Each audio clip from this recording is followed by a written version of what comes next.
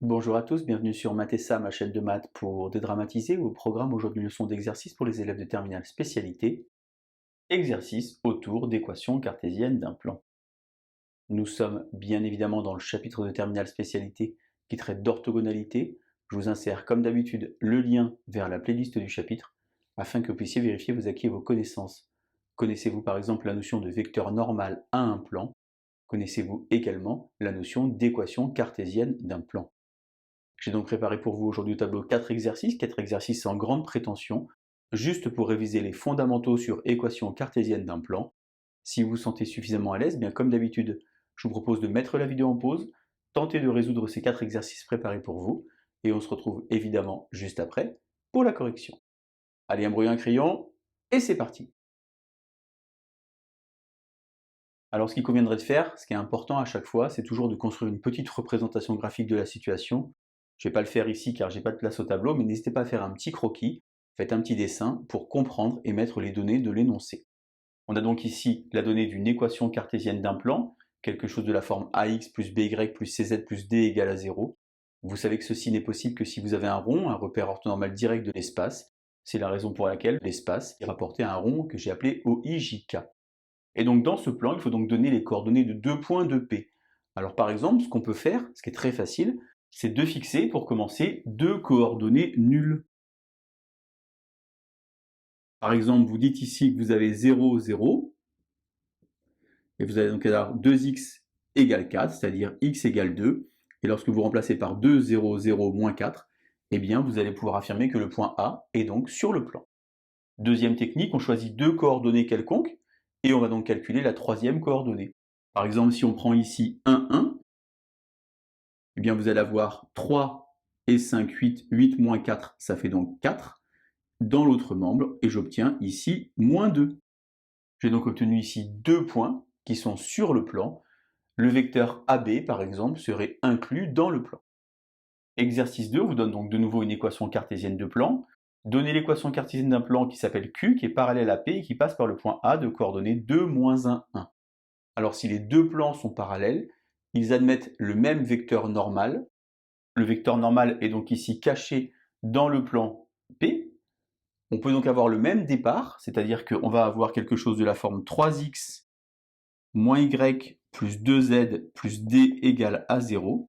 Et pour trouver la valeur de d, il suffit alors d'injecter les coordonnées du point A que j'ai proposé ici, c'est-à-dire 2, moins 1, 1. On va donc avoir 3 fois 2, 6.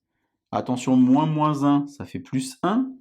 Plus 2 plus d égale à 0. J'ai donc ici d qui vaut moins 9.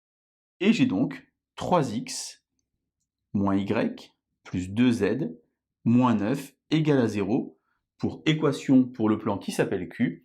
Le plan P et le plan Q que j'ai noté ici sont donc deux plans qui sont parallèles. Exercice 3 maintenant vous donne un plan P de nouveau, x plus 3y moins 2z plus 5 égale à 0. Donnez un vecteur normal à P et donnez un vecteur directeur de P. Alors, un vecteur normal est toujours caché à l'intérieur ici, puisque c'est ax plus by plus cz plus d égale à 0. Eh bien, les coordonnées d'un vecteur normal, c'est ABC, en l'occurrence ici, 1, 3 et moins 2. Pour trouver un vecteur directeur de P, il y a plusieurs techniques. On pourrait par exemple, comme je l'ai fait tout à l'heure, sortir, exhiber deux points de mon équation cartésienne et calculer extrémité moins origine. Je vous insère d'ailleurs le lien vers la vidéo qui traite de ce point si vous voulez vous entraîner. Ce qu'on peut faire simplement pour avoir un vecteur directeur de P, eh bien c'est trouver ici un vecteur qui va être orthogonal à n. Orthogonal, c'est-à-dire avec un produit scalaire nul. On peut par exemple ici poser 0 pour la première coordonnée, et puisqu'ici on a 3 et moins 2, eh bien si je mets 2 et 3, en faisant n scalaire u, eh bien je vais trouver 0. Attention, j'ai trouvé ici U, un vecteur directeur de P. Vous savez qu'un plan est entièrement déterminé par la donnée d'un point et de deux vecteurs non collinéaires. Pour l'instant, moi j'ai trouvé qu'un seul vecteur. Je pourrais éventuellement en chercher un second, mais ce n'est pas l'objectif ici. Exercice 4, on a donc ici un plan, 3x moins 4y plus 2z moins 3 égale à 0. Donner l'équation paramétrique de D, qu'on appelle aussi système d'équations paramétriques, ou encore une équation paramétrique, perpendiculaire à P et passant par A. Donc d'abord, ce qu'on va faire, c'est extraire un vecteur normal de l'équation cartésienne de P. De nouveau, 3 moins 4, 2. Et ce qui est important de comprendre, c'est que si n est normal au plan, alors NP dirige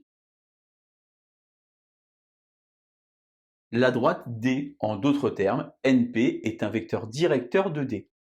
Équation paramétrique d'une droite, c'est donc un point et un vecteur. Je vous insère là aussi le lien vers la vidéo si vous voulez vous entraîner. Le point est fourni, c'est donc 1, 2, 3.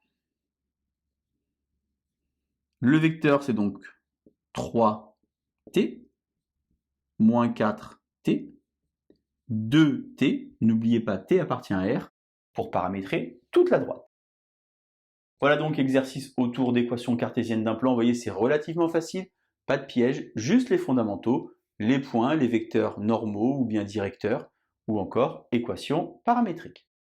Allez, je vous laisse vous entraîner, et je vous dis à bientôt sur Mathessa. Bonne journée.